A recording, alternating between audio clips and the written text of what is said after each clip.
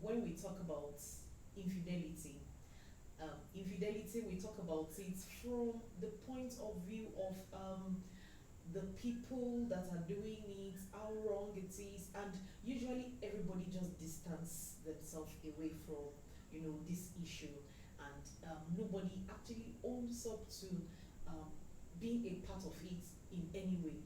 And so today I just want us to think a little. I've been writing about it. If you've been following me on social media, I've been writing on it, and I'm also I just want to also talk about these things so that somehow maybe if we can all be on the same page, then we will know that there are times that like they say, when you are quiet about something, you are indirectly encouraging that thing. And so I want to talk about the hypocrisy around infidelity today, and the hypocrisy can be seen everywhere. If something is wrong, let us all be on the same page and know that this is wrong, instead of encouraging it indirectly, not talking about it, or when it is my brother, when it is my sister, I would it will be okay, but when it is other people's father and brother, then it will no longer be okay. So I just want us to generally talk about these issues today. And have you seen and have you heard that people don't have a problem with infidelity when it is somebody that is taking care of their sister, their mother, their aunt. I know a lot of people that married men take care of their sisters, take care of their aunties, take care of their mothers, and they always have good excuses why um, these things are happening. By the time some people paint the picture of poverty before you, and they tell you the things that we are going through, and and that is why sometimes this person is a God sent. And when they paint this picture, it's almost faultless, because yes, they have issues, and a married man is coming to the rescue, and it's not a problem. After all, God loves a cheerful giver.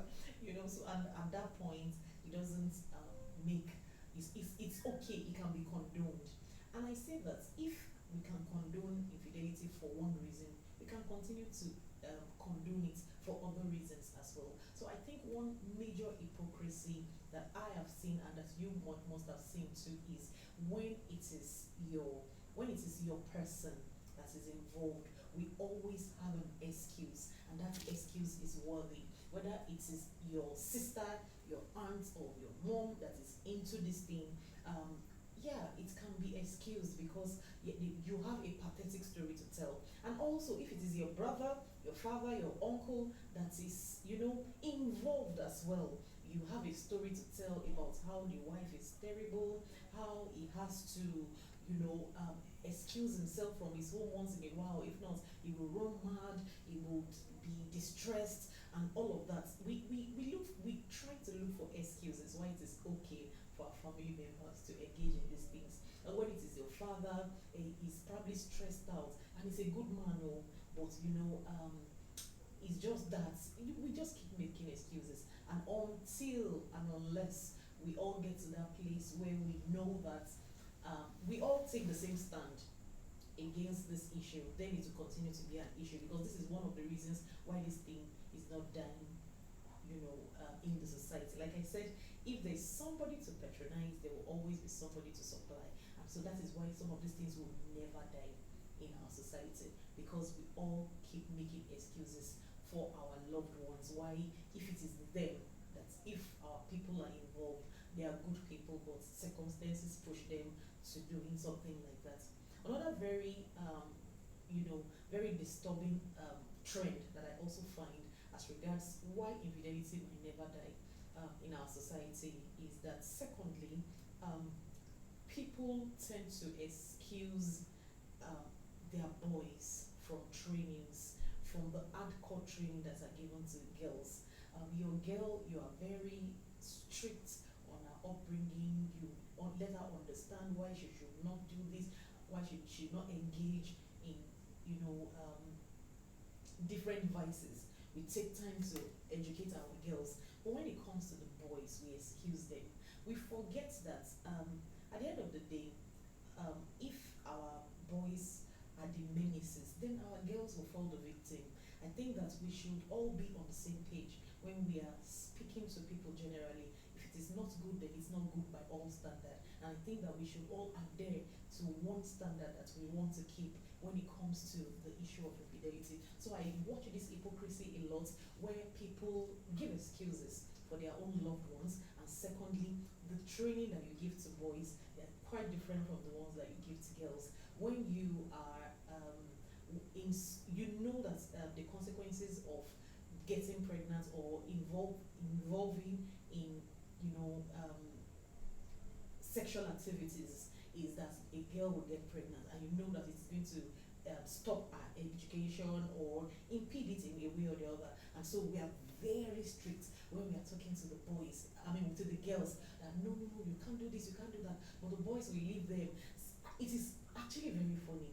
People even sort of subtly encourage their boys that, man, go on, fire on, and they sort of encourage boys to go on rampage. That at least it's another person's daughter, like like Tiwa Savage said that somebody's son, they're forgetting that somebody's son is going to look for somebody's daughter. And so when somebody's son is not well trained, they look for somebody's daughter to look for, to mess up. And so we need to give them the same standard. We should stop creating this double standard around training children. Let us be fair and firm with both sexes. Yeah, the boys will not get pregnant, but they are the ones that if untrained boys would corrupt trained girls. And so we need to, strike the right balance between the two sexes, and we should not create double standard. That hypocrisy continues to mess up with the head of the people in the society. Sometimes we don't know what the right is from the wrong. I think we should stop creating this double standard. So the first thing that I said is that when it's our family members, we give excuses for them. And secondly, when it is time for training, we create double standards. Boys are treated differently from the way girls are treated, and we forget that it is somebody's son that looks for somebody's daughter and that corrupts somebody's daughter. So I think that the standard should be the same when we are treating and when we are training our children. And lastly, on this topic, because I don't want us to talk for too long. I just want us to do this briefly all the time.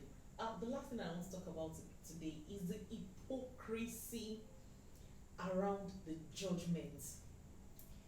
The hypocrisy around the judgments that we give people. Sometimes it is alarming.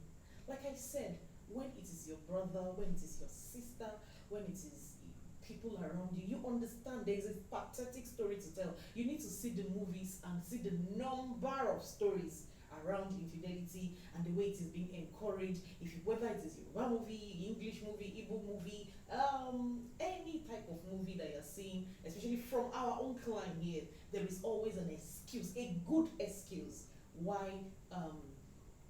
infidelity is being encouraged or pardoned. Let me not say encouraged, pardoned. But when it comes to, when it now comes to other people's children, other people, it becomes a vice. Then we begin to judge people. And I'm wondering, if it is your sister, if it is your mother, it is okay because they are going through.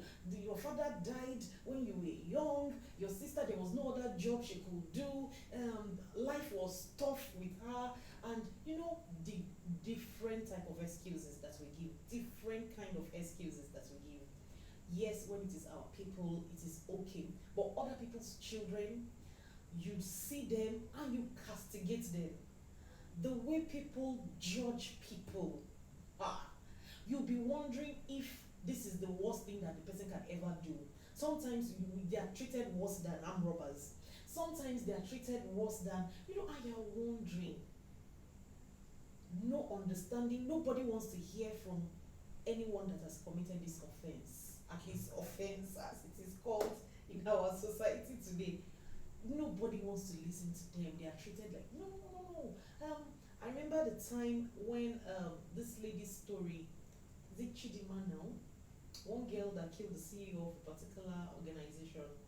I know it is, and I am not pro, and I'm not, but I'm just wondering the kind when you read comments below so this small girl, you are having an affair.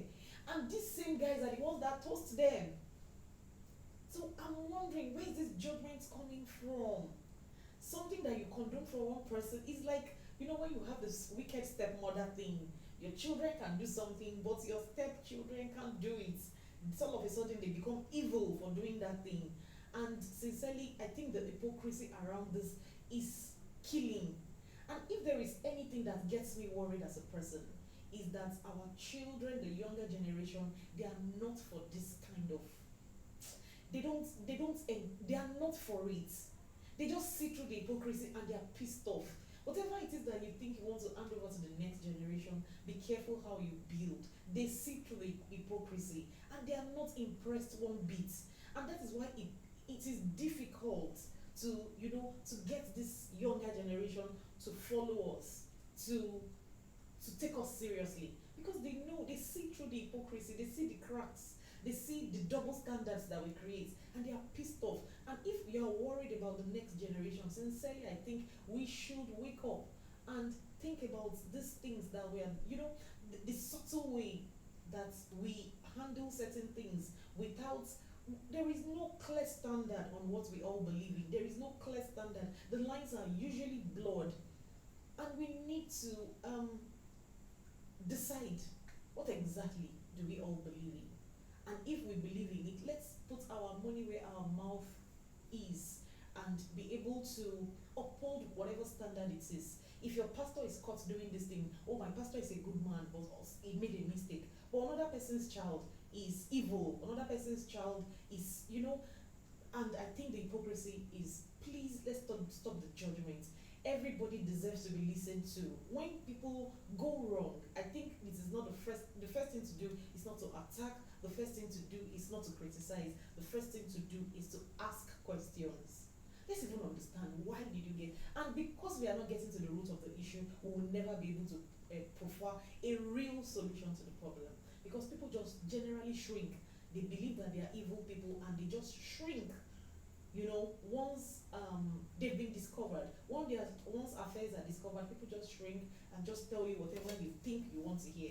But the real thing that they're going through, whatever pushed them to that thing in the first place, you will never be able to unravel it. And so for me, it is huge the way we are very hypocritical about issues like this. I think we should let's all uphold a particular standard and know exactly what it is that we all want to believe in. And the last hypocrisy that I want to talk about, let me check the time. Okay, let me talk about this last hypocrisy because we still have a little bit of time. The last hypocrisy around the issue of infidelity that I want to talk about is the issue of younger women versus older women, which is a form of judgment as well. And for me, it's sometimes is alarming and disturbing at the same time.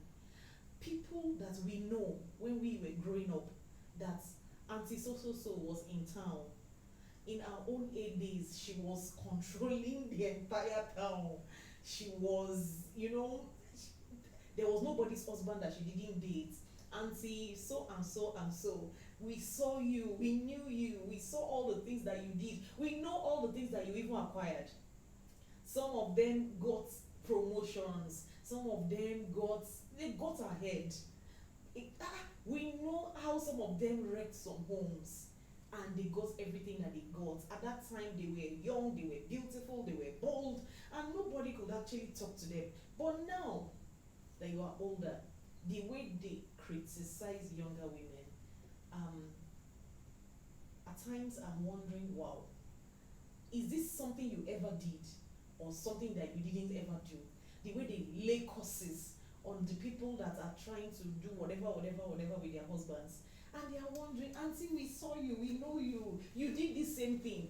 And that is why, like I said, the younger generation won't buy this hypocritical lifestyle of ours. They see us, they know that these things that we are doing, they can unravel the issues and the cracks in the wall, and they know. And sincerely, sometimes I'm shocked at some of these older women, because the way that they ruled their world in their own days, it was sincerely, they spoiled things. They spoiled since, and now other babes are trying to date your husband, and you are laying curses. Now you are born again, and now you can. And that is why some of them actually tell us that, see, auntie, don't worry, when me too I become 50, I will become born again. Don't forget that thing.